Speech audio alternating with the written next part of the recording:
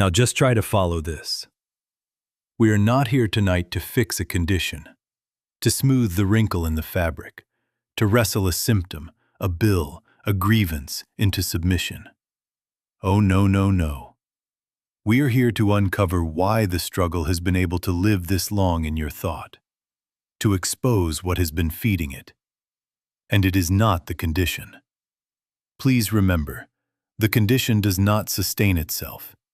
It is being sustained by a belief, by an acceptance in you that there is a power, apart from God, that can act upon you, for you, or against you. That belief is the root, and until it is touched, you may change the name of the problem, but not the bondage. Actually, there is no relationship between the two. They are entirely separate and distinct. God is, and what you have called evil is a belief about power, not a power. The moment you treat an appearance, whether it be a pain in the body, a figure on a statement, a word in the news, as if it has authority, you have knelt before a second power. And then you say, God, help me against it. But you see, in that very plea, the second power has already been enthroned in your consciousness. That enthronement is the struggle. Please remember this point. There is no relationship between God and evil. There is only the belief that there is a relationship. We do not suffer from God's absence. How could omnipresence be absent? We suffer from entertaining two presences in our thought. Thou shalt have no other gods before me is not a moral rule first. It is a statement of reality.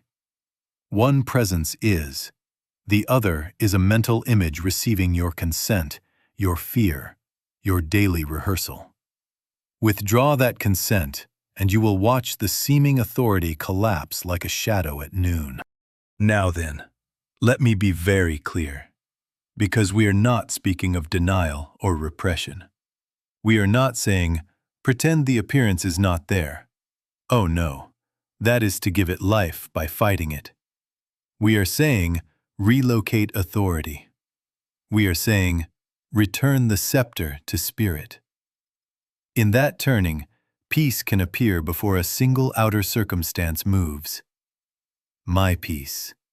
My peace. And resting in that peace, you will find that the body, the business, the relationship, the world around you begins to mirror what has been realized within. Not because God has joined a battle, but because you ceased staging one. We are talking not to the world, but to students, to disciples willing to trade explanations for realization, willing to forego the excitement of argument for the stillness of truth. One must make a choice of one or the other, the way of two powers or the way of one. Can we really doubt which way leads to rest? God is, and that's enough to know. God is, that's all. If you will let that be the government upon your shoulder, the hidden root is cut, and the struggle, having lost its food, must fade. Thank you. Thank you. Now then, follow this, because it is the hinge on which the rest turns. Oh, no, no, no. There cannot be two powers. Two powers would require two creations, two laws, two presences, two sources of being contending for a single field. Can we have two infinities? Can we set two omnipresences side by side and still call either one omni? You see, the very structure of the question betrays the illusion. Actually, there is no relationship between God and what you have called evil. They are entirely separate and distinct. God is. Evil is a belief, a mental image, a hypnotic suggestion wearing the garments of sense testimony. Please remember this point, because it saves years. The moment you frame your life as God versus evil, you have already enthroned evil as a power and reduced God to a contestant. If God is good, Why did God allow this? Do you hear the hidden concession? As if God sits at a table with evil and bargains for an outcome, as if omnipresence must obtain permission from a shadow to be present. Oh no, God is not a negotiator, not a helper hired to overcome an opposing force. God is being, the only presence, the only law, the essence and activity of life itself. To imagine a rival is to step outside the temple into the dream and then accuse the temple of failing you. Now just try to follow this further. Evil, so-called, has no entity, no law, no self-sustaining will. It is not a presence, it is appearance, an image projected upon consciousness and given coloring, weight, and timetable by fear, by the long rehearsal of the race mind, by suggestion accepted and repeated until it hardens into the look of fact. Hypnotism is nothing in itself. It borrows your consent. So does every form of evil. Withdraw the consent and watch the power melt. Keep feeding it with dread, with arguments for and against it, with public lamentations and private negotiations, and you lend it your life's current to keep its wheels turning. What you consent to as power becomes the lens of your seeing. Agree that disease is power, and every sensation in the body is interpreted through that agreement. Every normal fluctuation becomes a headline. Agree that lack is power, and every bill, every market whisper, every childhood memory of not enough gathers into a case file before which you stand condemned.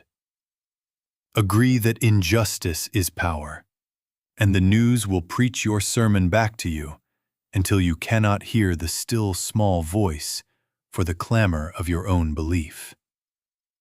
This is not punishment. This is mechanism. The belief manufactures the experience by governing what you notice, how you name it, and to what you ascribe causation. Then what is the work? Not battle, not petition to a distant deity to come fight your war. The work is the holy withdrawal of belief. The work is categorical separation in consciousness. God is, and besides God, there is no power. Rest there. Do not deny the appearance. Simply refuse it jurisdiction. Bring every perception to this altar, and let it be measured by one presence. In that steadfastness, the war dissolves, because it was your stage, furnished by your fear. My peace, my peace. When this peace stands up in you, the bondage breaks, not because evil was beaten, but because no second power was found to fight. God is, and that's enough to know. God is, that's all. Now just try to follow this, because here is where many sincere seekers stumble and prolong their own night. Never believe that God heals disease, repairs finances, or patches relationships, as if God were a mechanic summoned to a broken universe. Oh, no, no, no. Please remember, to think that way is to reduce God to an instrument that does something to something else. And in that very thought, you have set up two somethings, God and the problem, and asked one to fight the other. That is not spiritual living. That is the two-power dream dressed in religious words. God is not a helper. God is. God is not a power acting upon a second power to produce a third result. God is the only presence, the only power, the only law. God does not give you peace. God is peace. God does not send supply. God is supply. God does not manufacture health. God is the health of thy countenance. When you know, even faintly, that God is these, you cease begging for them as if they were parcels to be shipped from heaven to earth. You begin to awaken to identity. If God is peace, and God constitutes being, then peace is not a gift to be received later. It is the nature realized now. Where the Spirit of the Lord is, there is liberty. Not from something, but the liberty of being. Now then, see how petition often keeps alive the very belief that binds you. A prayer that pleads, God, change this, overrule that, defeat this evil, is a prayer that first enthrones evil as power and then recruits God as superior power. Can two omnipotences meet in combat? Actually, there is no relationship between them. They are entirely separate and distinct. But your pleading assumes a relationship, and so weaves a tie that does not exist. You may feel temporarily eased by the emotion of asking, but the principle has not been touched, and therefore the bondage remains available to return. The disciples' prayer is of another order. It is not, change this, but reveal what is. It is an inner yielding. Father, reveal thyself as the only presence here. Be still, soul, and know that I am God. Not demanding, not arranging, but relaxing into omnipresence until the false claim loses jurisdiction because no consent remains in you to support it. This is not denial, this is recognition. This is not the will of man forcing a result. This is the recognition of God as being, dissolving the pretense of another being. My peace. My peace. The proof that the prayer has touched reality is the arrival of quiet. And resting in that quiet, the outward scene, which was only echo to begin with, finds its order. Please remember this, because it alters every question that used to trouble you. Once God is understood as the only presence, the riddle, why did God allow it, fades into the dim light from which it came, and a new inquiry arises. Why did I grant reality to what is unlike God? Not in self-condemnation, but in sober joy, because the answer is simple. I need not grant it. I can return the scepter to spirit. God is, and that's enough to know. God is, that's all. And from that knowing, prayer is no longer a negotiation. It is communion, and communion is peace. Thank you. Thank you. Now just try to follow this, because here is the very mechanism by which bondage seems to fasten itself. Appearances shout. Sensations argue. History testifies. Crowds agree. The headlines gather like witnesses in a courtroom, and the mind, trained by years of believing what eyes report and nerves announce, concludes, this must be power. A pain insists, I am cause. A market tremor proclaims, I am law. A memory parades itself and declares, I am the story that will repeat. And before you have even prayed, a verdict is signed within. There is something out here that can act upon me. Oh, no, no, no. Please remember, that conclusion is the hypnotism. That is the suggestion, the mesmeric claim that there is life, law, intelligence, and cause outside spirit. Now then, see how subtle this is. The suggestion rarely arrives as an abstract philosophy. It arrives as my condition, my fear, my family's pattern, my community's fate. It feels intimate, It speaks in the first person. It wears your face. And yet, actually, there is nothing personal in it. It is not your evil. It is not your curse. It is not your special doom. It is the universal claim of a second power knocking at the door of consciousness, waiting for consent, waiting for you to open with the words, "Yes, I accept you as cause." Hypnotism has no substance of its own. It borrows your attention. It feeds on your rehearsal. It fattens on your fear. Withdraw the attention, starve the rehearsal, refuse the fear, and you are not battling a monster. You are merely refusing to believe that the shadow is a man. Ask yourself these sobering, liberating questions. If God is omnipresent, where could an opposite presence stand? If God is infinite, what could be outside infinity, arguing a separate law? If God is the life of all that is, where would a second life originate to oppose it? If God is mind, one mind, where would a contrary intelligence think from? Do you see? The argument dissolves for lack of place, lack of substance, lack of a mind to maintain it. It remains only as mesmerism, suggestion accepted and stamped real by your consent.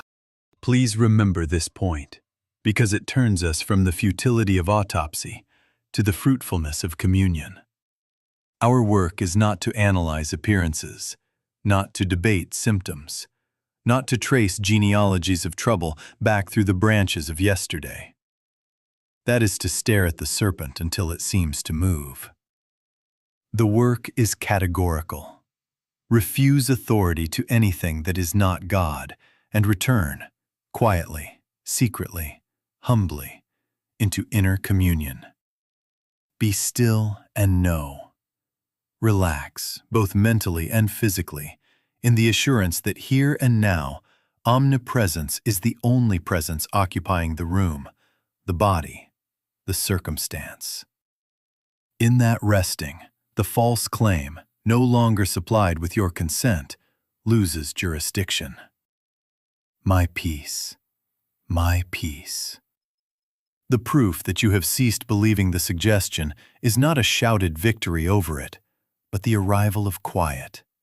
The felt sense that the government is upon a single shoulder, and that shoulder is not yours. God is, and that's enough to know. God is, that's all. And resting in that, the echo called appearance must of itself fall into place.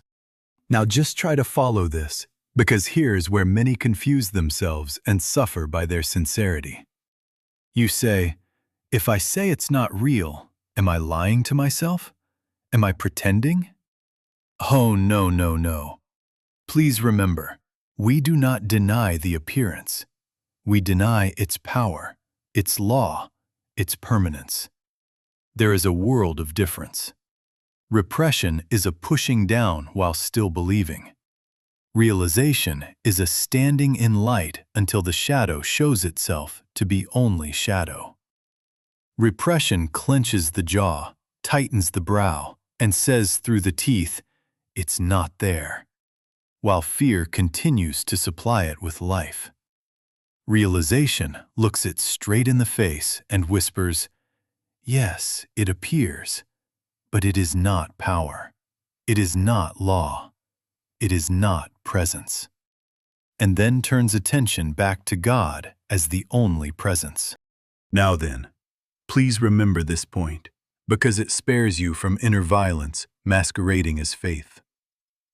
One power living never asks you to lie.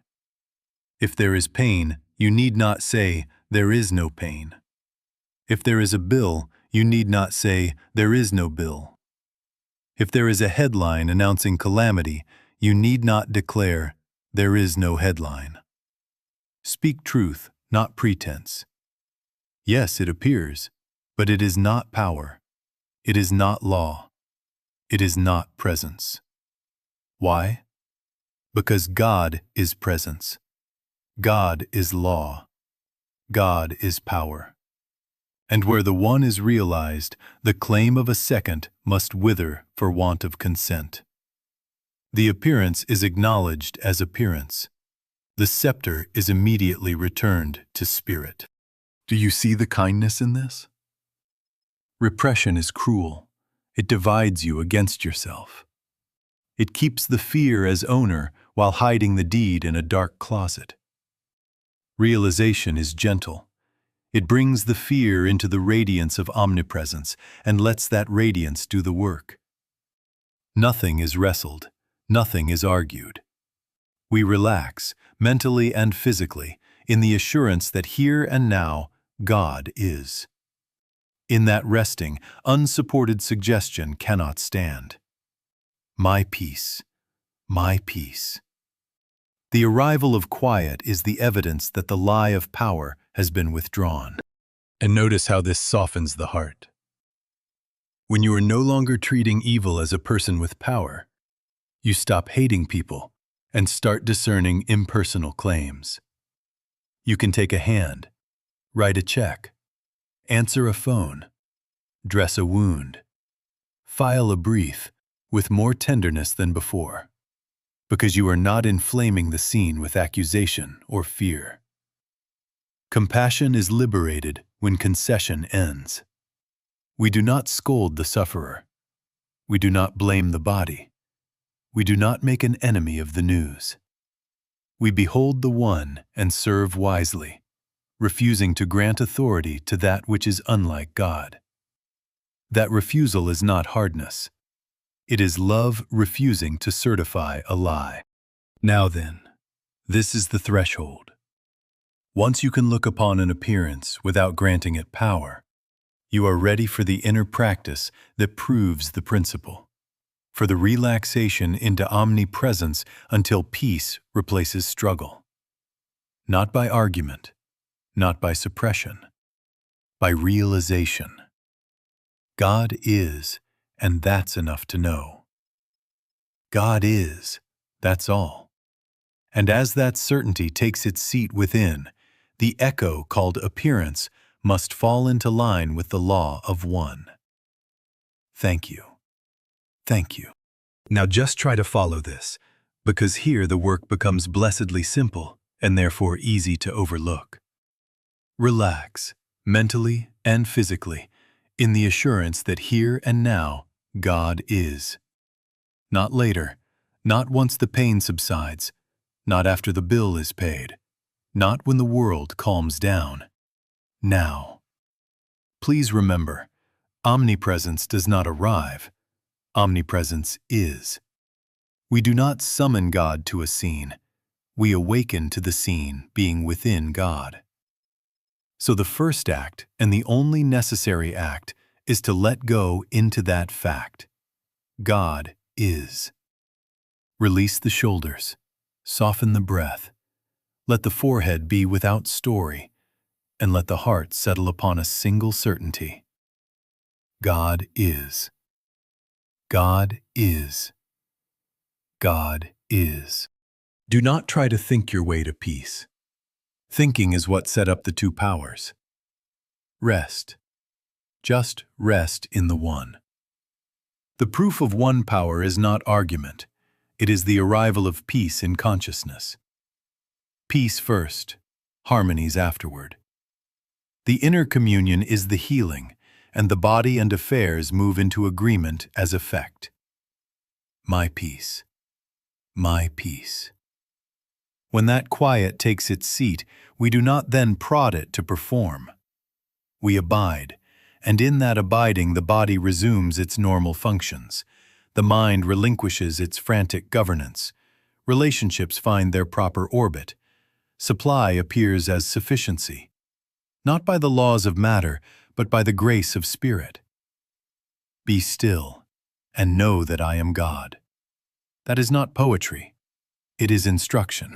Please remember this method when the flare-up comes, because appearances will knock to test your steadfastness. If pain spikes, if panic rushes, if a headline shouts, do not wrestle. Oh, no, no, no. Do not argue for or against the symptom. Do not measure how well you are doing. Do not announce a battle. Return again and again to the felt fact of presence. Even if you must return every minute, return. Let the mantra be your anchor when thought runs to sea.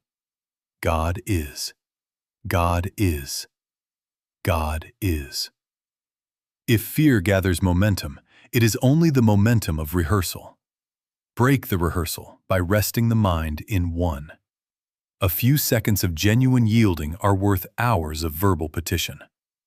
And if you feel nothing, please remember, feeling is not the test. The cessation of struggle is the test, the soft descent of quiet, even if gentle as a feather. Set simple periods in your day for this resting. A few moments on waking, a pause before sleep, brief turnings throughout the hours. Not long performances, but honest relinquishments. Here and now, God is. You will discover that after a short season of faithfulness, the peace abides longer than the sitting, carries you through tasks, accompanies you into rooms where formerly you rehearsed danger. This is demonstration, not noise, not show. Peace realized and retained. Now then, a word to prepare the way forward.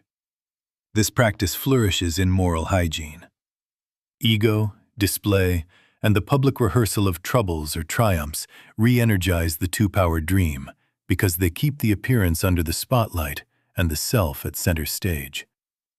Keep the flame sheltered. Keep the heart silent before the Father. We will speak of this secrecy and humility, but for now, do the one thing needful. Relax into omnipresence until peace replaces struggle. God is, and that's enough to know. God is, that's all. My peace. My peace. Now just try to follow this, because here we touch the hygiene that keeps the inner work pure.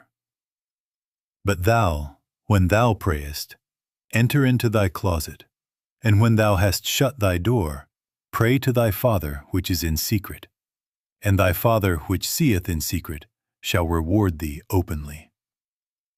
Please remember, this is not piety. It is instruction in method.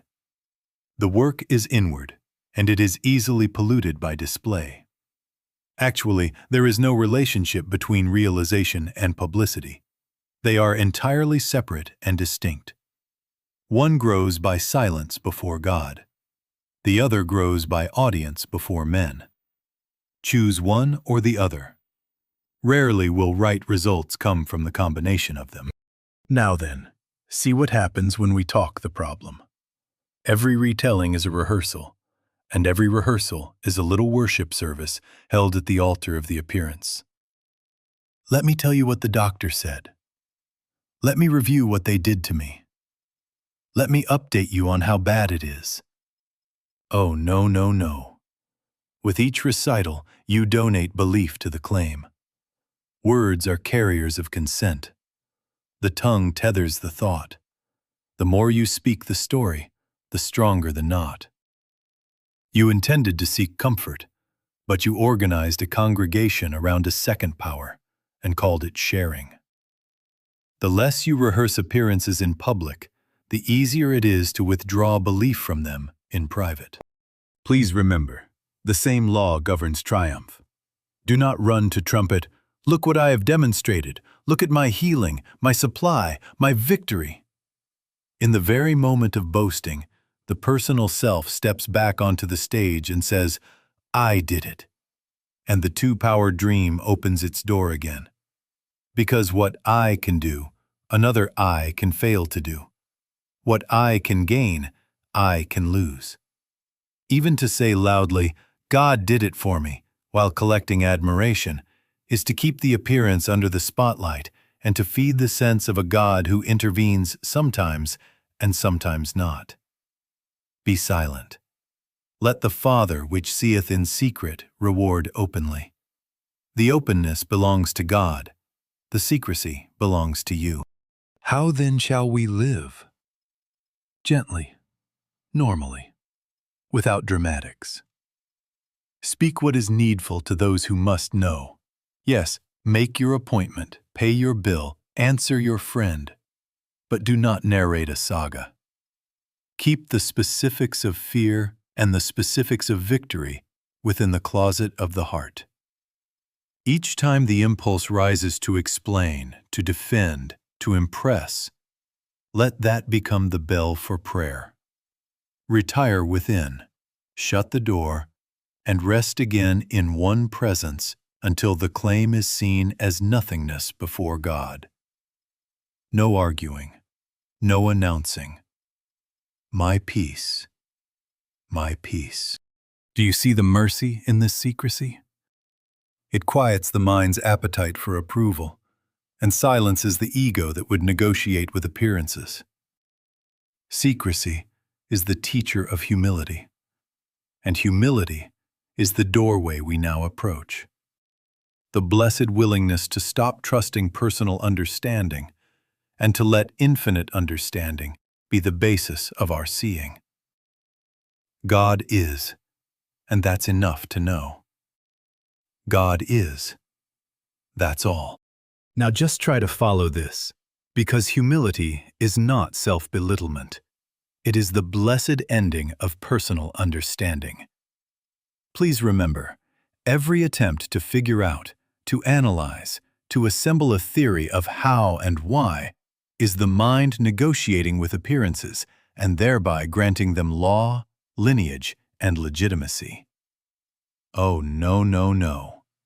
Be grateful if you have no understanding, if you can say honestly, Father, I do not know. That is not failure. That is the crack through which infinite understanding enters. His understanding is infinite. Actually, there is no relationship between your personal figuring and the operation of grace. They are entirely separate and distinct. The more you theorize, the more you certify a second power.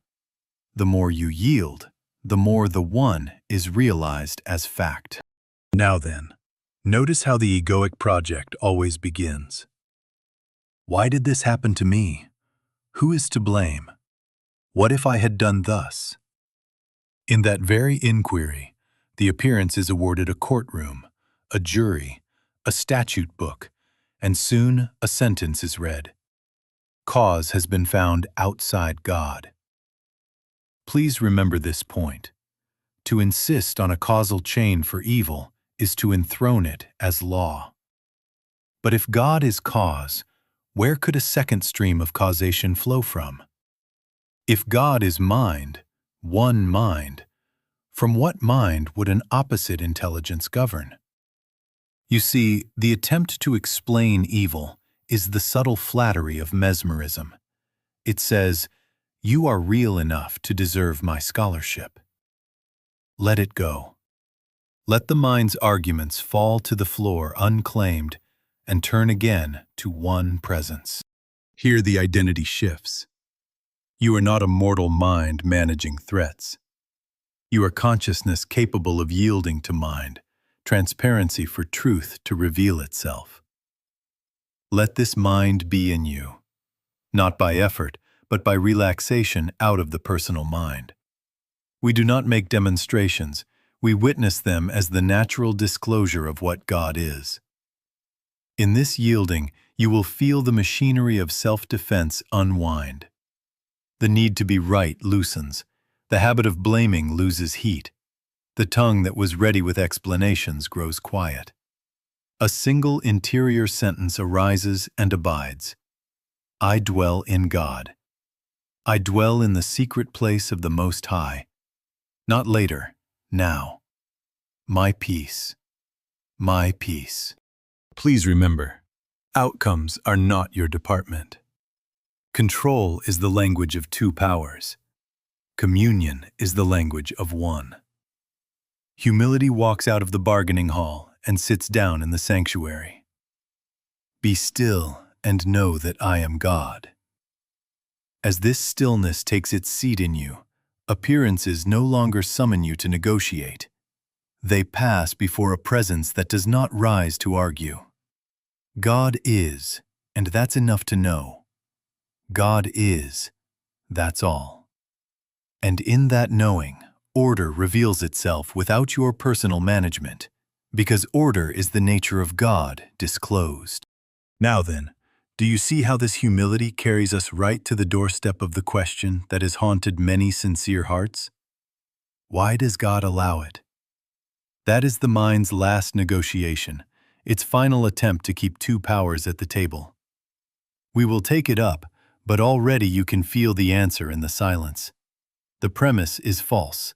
The meeting was never called. The second power was never seated. Rest here a moment longer in one. My peace. My peace. Thank you. Thank you. Now then, let us take it up, because I know the cry that hides behind the philosophy. A graveside question, a hospital question, an empty table question. Why did God allow this? You see the face, you feel the absence, you read of cruelty, you endure injustice, and the heart says, if God is love, how? Now just try to follow this, because we will never answer grief by argument, and we will never comfort a bruise by cold doctrine. We acknowledge the ache. We do not grant the ache metaphysical status. We feel with you. We will not certify a second power. Please remember, the very shape of that question includes its trap. It presumes that God and evil share a common field, that God sometimes steps in and sometimes stands aside. It makes God a partial ruler and evil a co-governor. Oh, no, no, no. Can omnipresence share space? Can omnipotence bargain time with an opposite? Actually, there is no relationship between God and what is called evil. They are entirely separate and distinct. God is not a power over error. God's allness ensures that error is not power. Thou art of purer eyes than to behold evil. Not meaning God ignores what is there, but that in God's universe, nothing unlike God can present itself as presence, law, or cause. Now then, what of this word, allow? Who allows?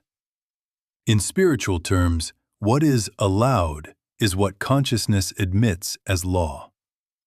The moment we accept a second law, even subtly, even philosophically, we open the gate and we police the gate by fear, by rehearsal, by publicizing, by negotiating. That does not create evil.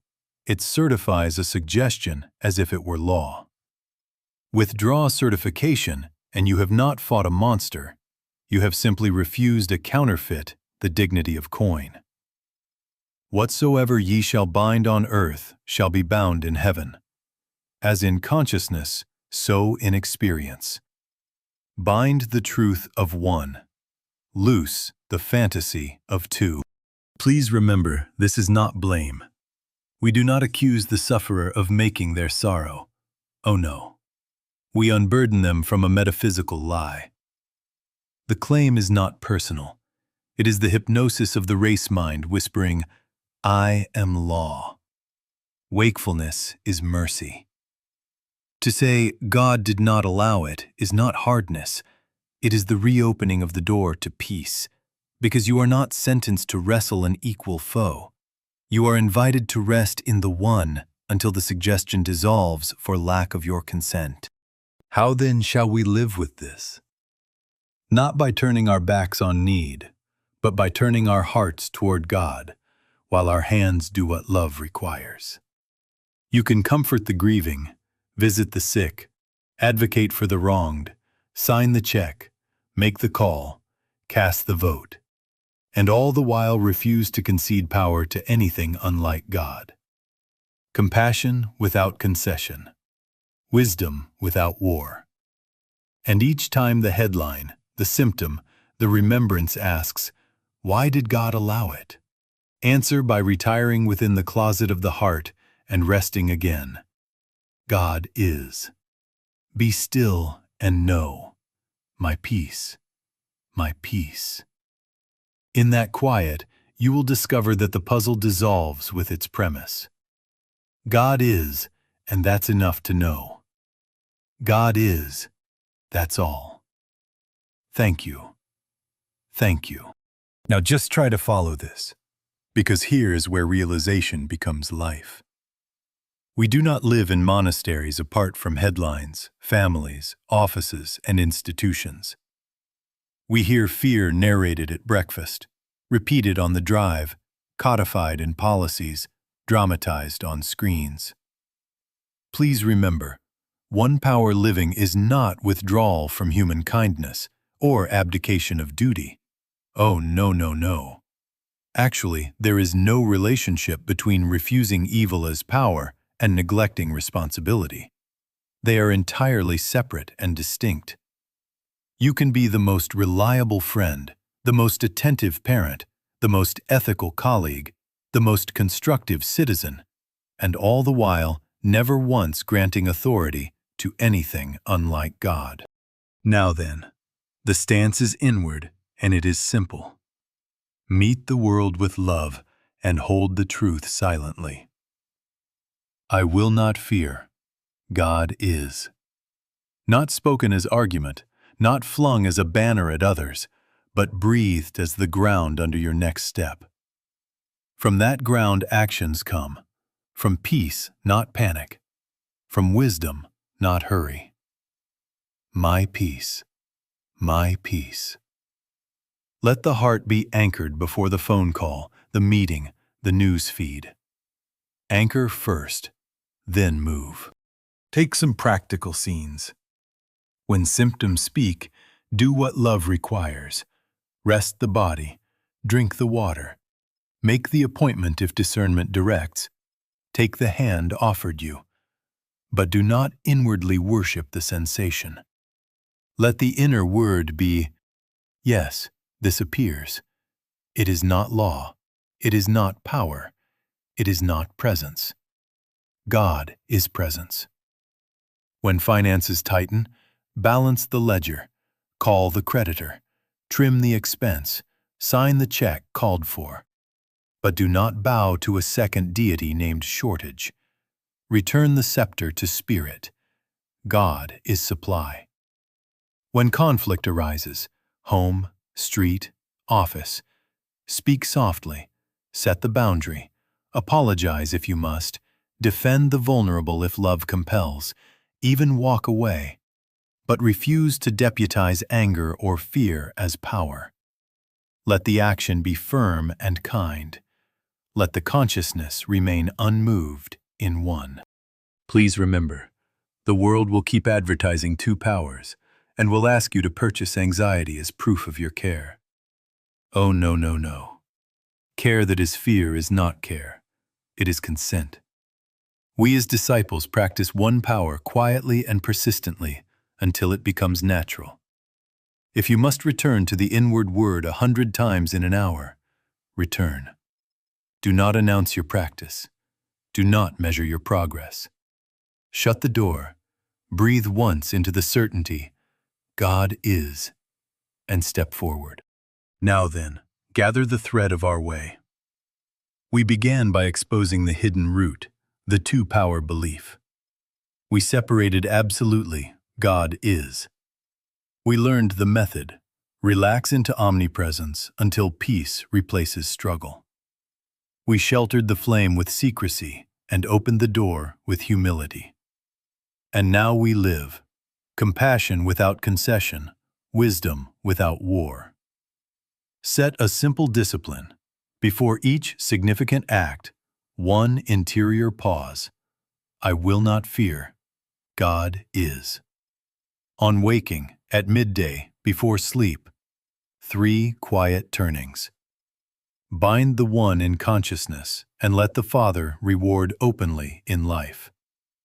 My peace, my peace. God is, and that's enough to know. God is, that's all. Thank you. Thank you.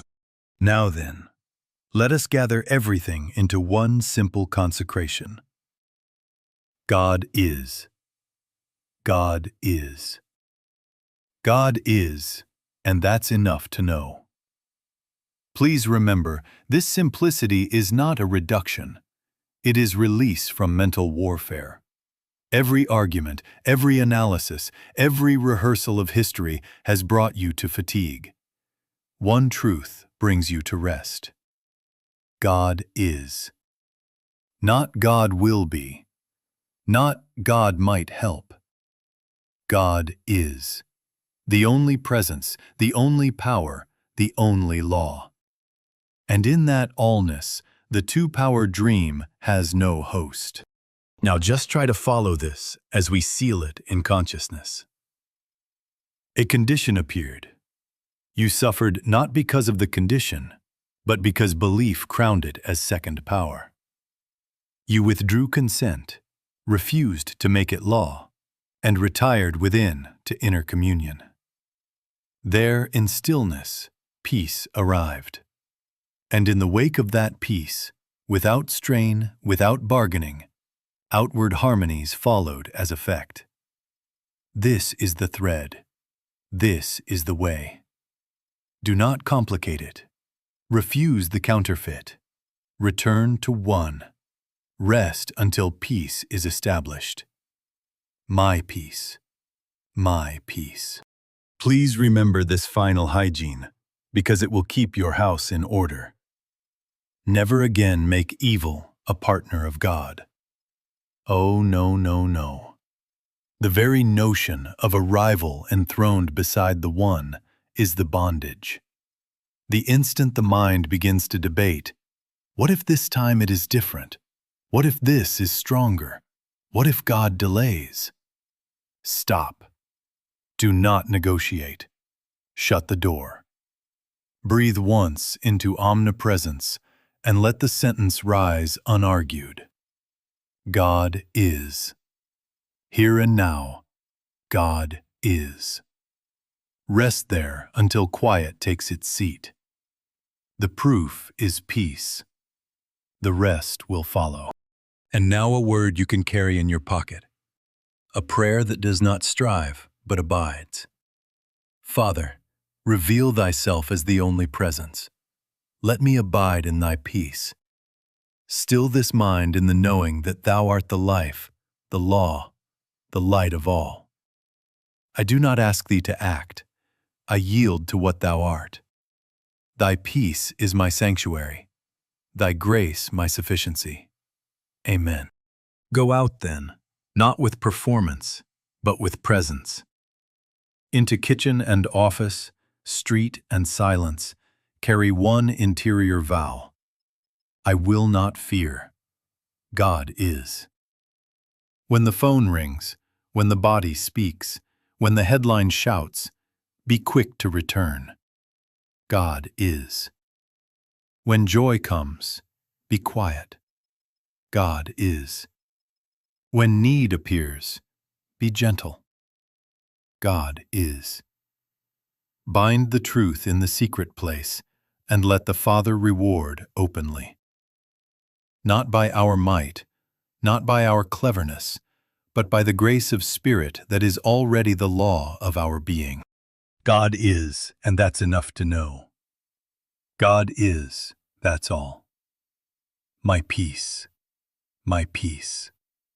Take it with you, let it keep you. Let it go before you and be your rear guard. And as you walk, remember, neither principalities nor powers, nor things present nor to come, can argue with the one who is. God is. Thank you. Thank you.